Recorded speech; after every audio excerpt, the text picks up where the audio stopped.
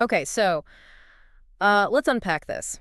I want you to think about the trajectory of just a standard human life. Right. Like, what are we actually doing with our time? If you look closely, we are accumulators. Oh, totally. We build the resume. Yeah, we build the resume, we buy the house, we pad the savings account, we cultivate the reputation. Stacking brick upon brick. Exactly. We spend decades stacking brick upon brick, trying to create this stable, impenetrable fortress of a life, and we are terrified, I mean, absolutely petrified of a single crack appearing in that wall. It's the default setting, you know? It is a biological imperative, really.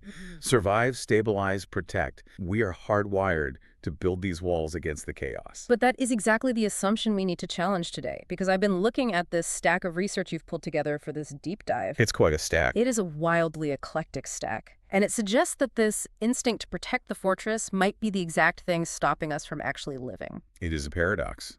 Yeah. And a dangerous one, honestly. It really is. So the central thesis we are exploring today is this idea of destroy to build.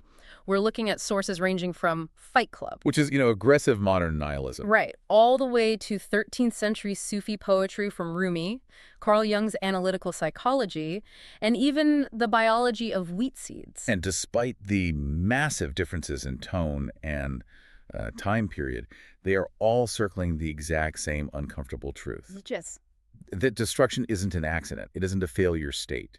It's a requirement. The consensus across all these sources is that the gold is in the dark.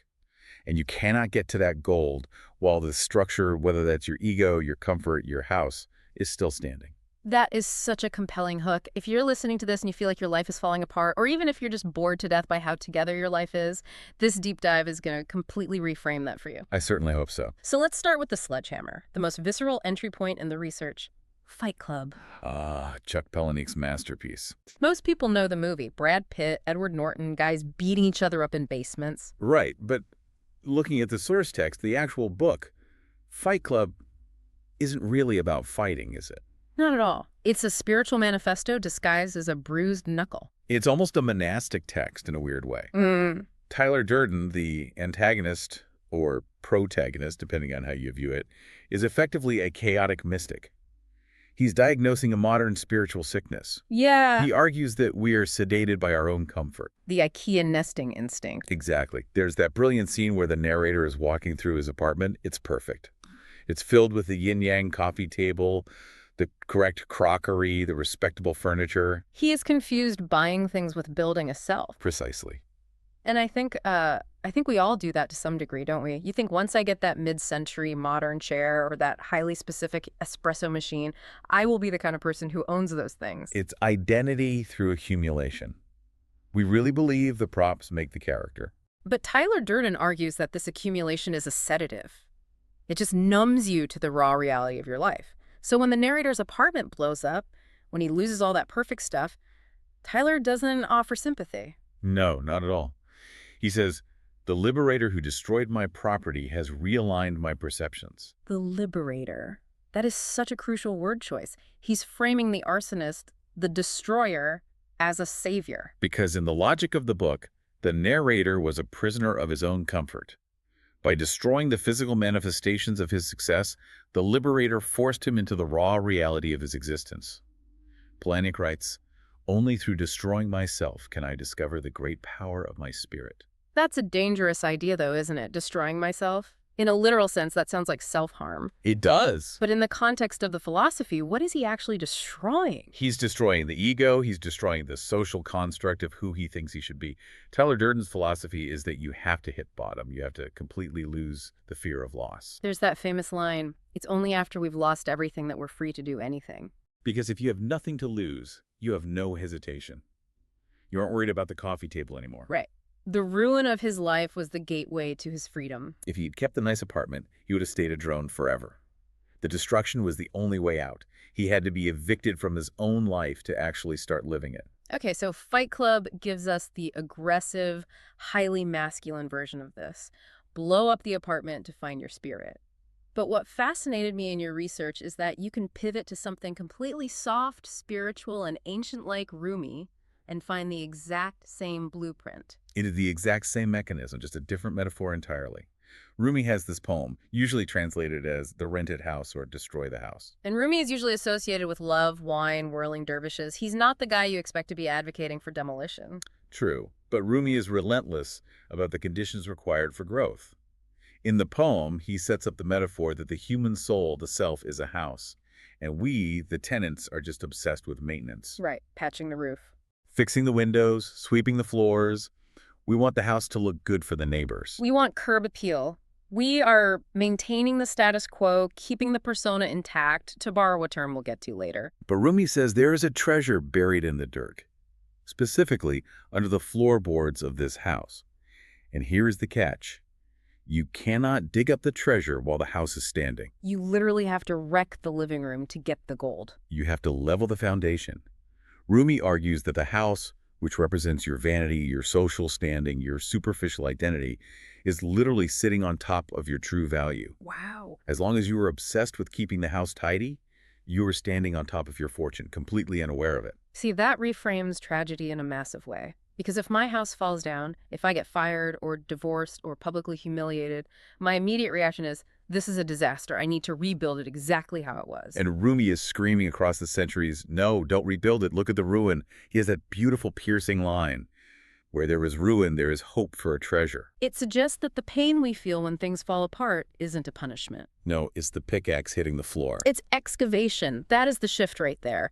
Pain isn't a penalty, it's a tool. If you don't have the ruin, you don't have the opening. The light enters where the wound is, as another famous Rumi quote goes. Yeah. It's a radical acceptance of chaos as a necessary creative force.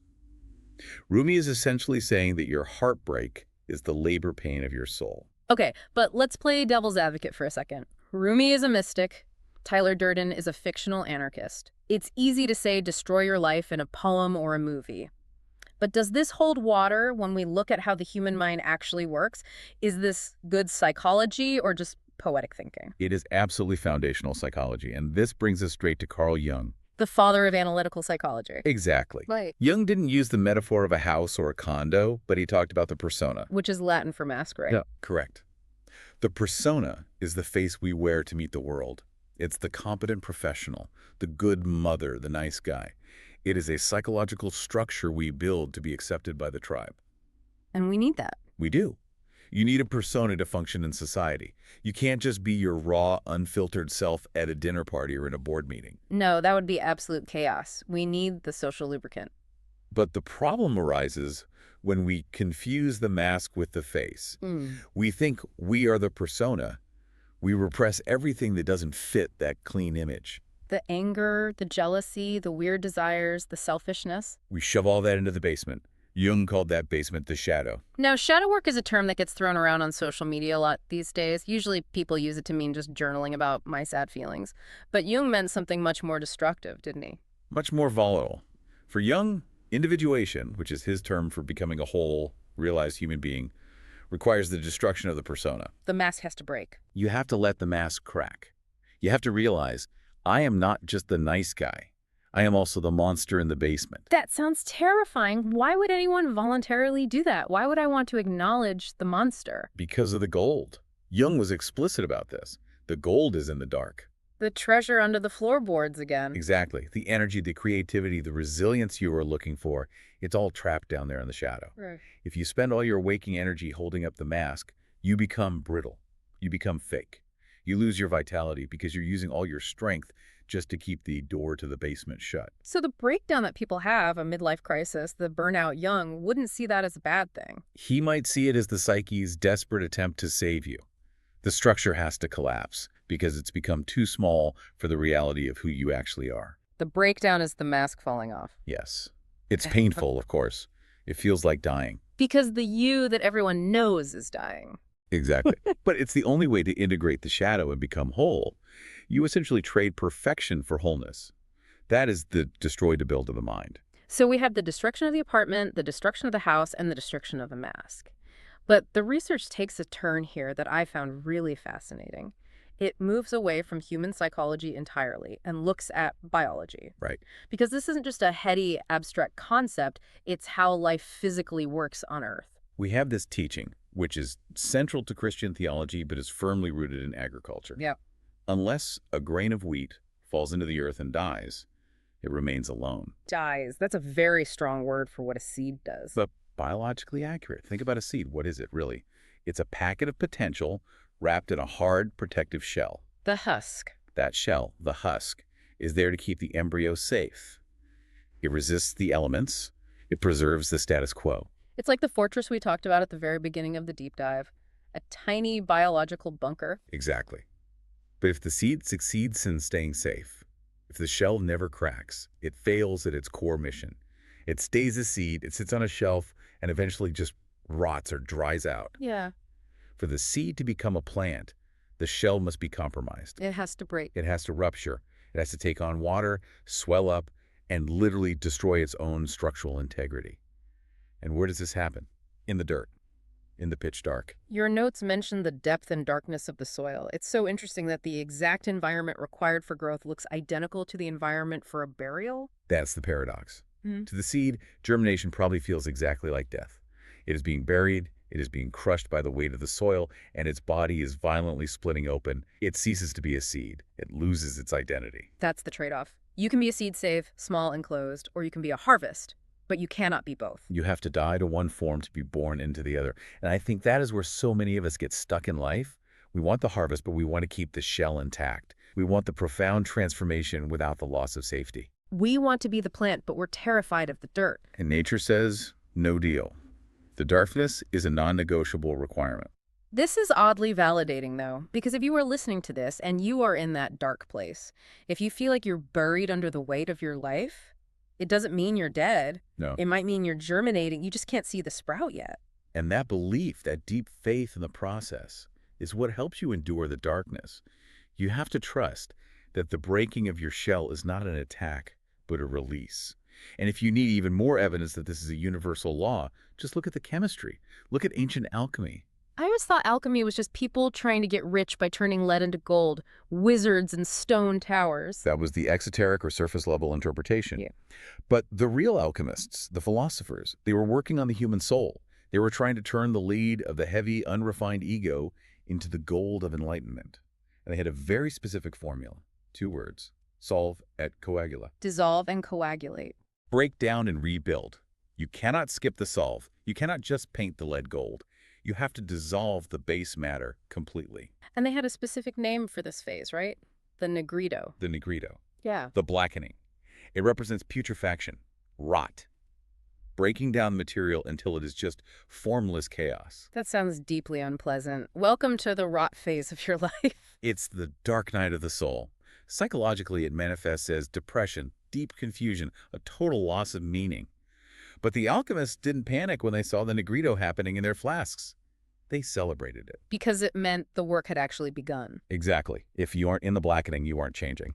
That is such a crucial reframing for us today. Usually when we feel confusion or depression, we think, something has gone terribly wrong. I need to fix this immediately. I need to get back to normal. And the alchemist says, no, let it rot. You are processing the prima materia. You are preparing for the coagula, the rebuilding phase. But you simply can't rebuild what hasn't been taken apart. The old form must be completely dissolved so a new form can take its place. It's so consistent everywhere we look. We even see it in Hinduism, but on a massive cosmic scale. You included some notes on Shiva Nataraja, the Lord of the Dance. I think most people have seen the statue, the multi-armed dancer inside the Ring of Fire.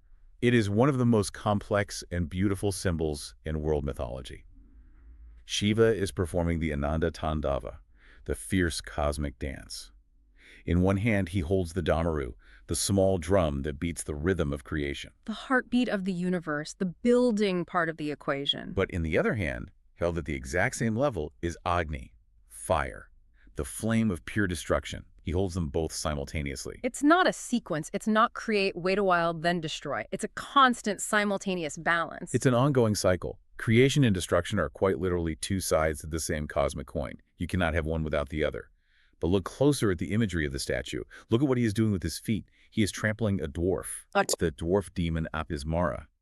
Apesmara represents spiritual ignorance, or the blind ego. Shiva's dance isn't just random, chaotic destruction. He is actively stomping out the false self. He is crushing the ignorance so that the universe can be refreshed and renewed. So the destruction has a target. It's not just chaotic violence, it's specifically targeting the thing that blocks the light. Exactly. Just like the alchemist dissolving the lead, or the seed violently breaking its shell, it is the destruction of the limiting factor. If Shiva stops dancing, the dwarf grows, and ignorance consumes the world. The destruction is actually an act of profound mercy. We even saw this in your notes on Kabbalah with the breaking of the vessels, the idea that the divine containers had to shatter so that we could do the work of repairing them. Or the Aztec myth of the five suns, destroying eras to birth new ones. Even the 5% nation has the concept of build or destroy. Right. It seems like humanity has been telling itself this exact same story forever. You have to break the world to make a better one. It is the universal human truth. We simply cannot build the new without clearing away the old. We want to believe that growth is a straight line up, just stacking more and more bricks on the fortress. But the ancients, the mystics, and the biologists all agree. Growth is a cycle of death and rebirth. So let's land the plane here. We've gone from the gritty basement of Fight Club to Rumi's ruined house, down through the soil with the wheat seed, into the alchemical rot, and out into the cosmos with Shiva. What is the ultimate takeaway for the person listening to this on their morning commute? I think it's a call for a radical reframing of struggle. Stop trying to fix the roof. Stop trying to pretend the roof isn't caving in. And more importantly, stop judging yourself for the cave-in. If you are going through a period of ruin right now, if your identity is crumbling, if your plans have completely failed, if you feel like you are deep in the Negredo, this philosophy offers a massive lifeline. It says you aren't failing. It says you are not broken in the bad sense. You are breaking open. It suggests that this pain is not an accident or a punishment. It is the labor pain of a new, much more authentic version of you. It changes the fundamental question from, why is this happening to me? Yeah. To what is trying to be born. Exactly. What treasure is being revealed now that your floorboards are gone? You are the seed in the dark. It feels like the absolute end, but it is actually the beginning of the only kind of growth that matters. That is such a powerful, grounded place to stand. And I want to leave you, the listener, with one final thought to mull over. We spend so much energy every single day trying to avoid destruction.